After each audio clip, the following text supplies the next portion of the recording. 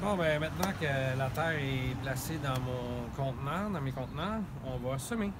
Donc, Robin, Ouais. ce qu'on va faire, tu vas ouvrir le sachet. Ici, on a les tomates. Ok. Les tomates, en fait, ils ont un taux de germination très élevé, donc on va mettre une semence au centre de chaque espace qui était prévu pour les œufs. Ok. Est-ce que je les enfonce dans la terre? En fait, la profondeur de la semence, c'est à peu près 3 fois sa grosseur. Donc, on va les déposer en surface, puis après, on va légèrement appuyer dessus, puis on va rajouter un petit peu de terreau avant de les arroser. Donc, attention, le sachet a pris un peu d'humidité. Chaque semence compte. Donc, c'est très important de ne pas en échapper. Donc, vous pouvez les envoyer dans votre main. Donc, j'ai ici, on a 6 semences. Comme c'est des plantes qui deviennent très grosses, on ne veut pas vous envahir sur votre balcon, donc j'ai mis quand même une petite quantité. Donc, on peut prendre une semence puis les mettre au centre dans l'espace. Okay. Donc, ça, c'est vrai pour les tomates, les aubergines, les grosses semences, les tournesols. Ensuite, je vais vous montrer pour le basilic, on va faire ça autrement. Donc, ici, j'ai 8 plantes de tomates qui vont pousser.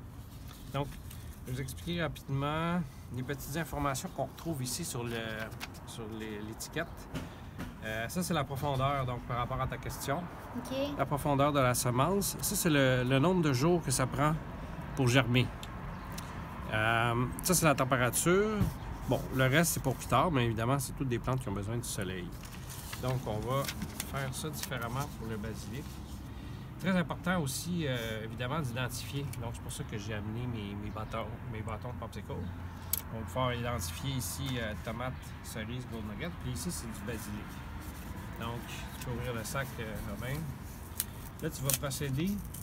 On va mettre des petits paquets de semences. Fait que tu vas vider tout le sachet dans ta main. Fais attention de ne pas échapper les semences.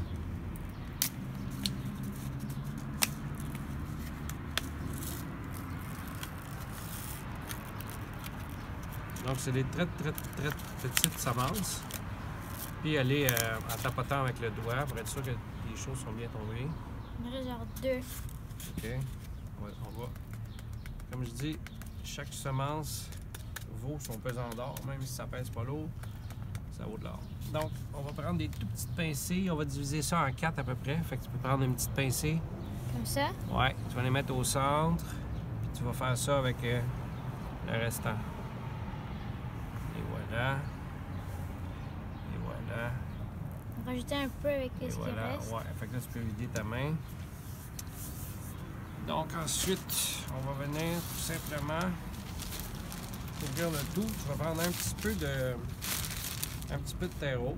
En fait, comme on disait tantôt pour les tomates, tu peux appuyer légèrement comme ça. Faire un petit creux. Vraiment pas profond. Ça. Et ensuite, on peut saupoudrer la petite terre par-dessus, comme ça.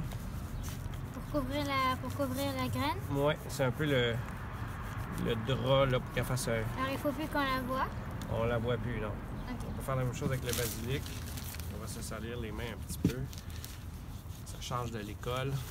À l'école, on a les mains propres. À la maison, c'est autrement.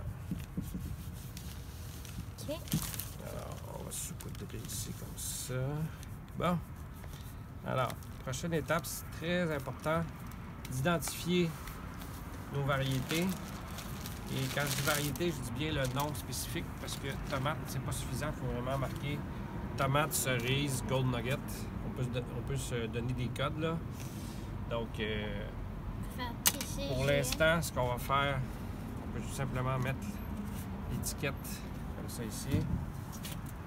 OK. Puis, on va tourner l'étiquette. Voilà. Voilà. Donc, moi, j'ai mon vaporisateur à pression, mais vous pouvez utiliser un vaporisateur normal.